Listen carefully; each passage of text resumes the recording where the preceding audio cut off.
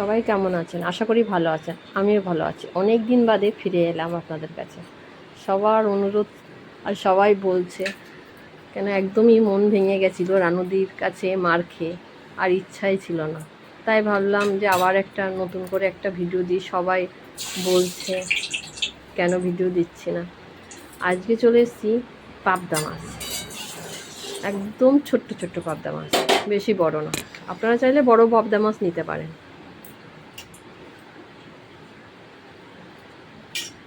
পাবদা মাছটাকে নুন হলুদ মাখিয়ে নিচ্ছে। তেলটা গরম হয়ে গেছে।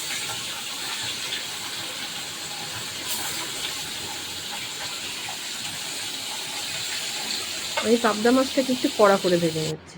আপনারা চাইলে হালকা ভেজে নিতে পারেন। আর এখানে হচ্ছে ওই মাছটা পুরো ভাজা হয়ে গেছে। আর এই যে মাছের ডিম খাওয়া চোখের পক্ষে খুব উপকারী। রান্নাটা হবে বাটা মশলায়, ধনে জিরে কাঁচা লঙ্কা বেটে রেখে দিয়েছি।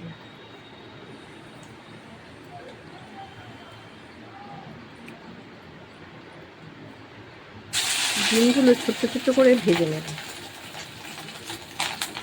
এটা আর কিছু করবো না, এটা ভাজাই রেখে দেবো। কিন্তু ধনে পাতা হলে বেশ ভালো হতো, কিন্তু খেতেও মজা হতো। ধনে পাতা দিয়ে এর আগেও খেয়েছি, কিন্তু আর ঘরে ধনে পাতা নেই। দিয়ে দিলাম কালো জিরে আর দারচিনি।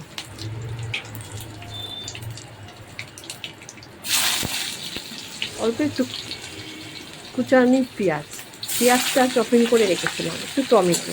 ওখানে যেহেতু একটু পেঁয়াজ দিয়ে বেটে রেখেছি, তাই এখানে অল্প পেঁয়াজ দিলাম। এভাবে একবার ঝোলটা করে খেয়ে দেখবেন, খুব টেস্টি আর স্বাদ হয়। এখানে কাঁচা লঙ্কা টমেটো পেঁয়াজ পেস্ট করা ছিল, একটু ধনে, 1 চামচ ধনে, 1 চামচ জিরে। তা আলুটা সেদ্ধ করে রেখে দিয়েছিলাম। এই দেখুন, মশলাটা কষিয়ে জলটা দিয়ে ঘন ঘন থকথকে হয়ে গেছে। এবার দিয়ে দিলাম ভাজা বড়ি, প্রত্যেকে দিয়ে দিচ্ছি মাছ। এবার 2 মিনিট ফুটিয়ে নামিয়ে নিই।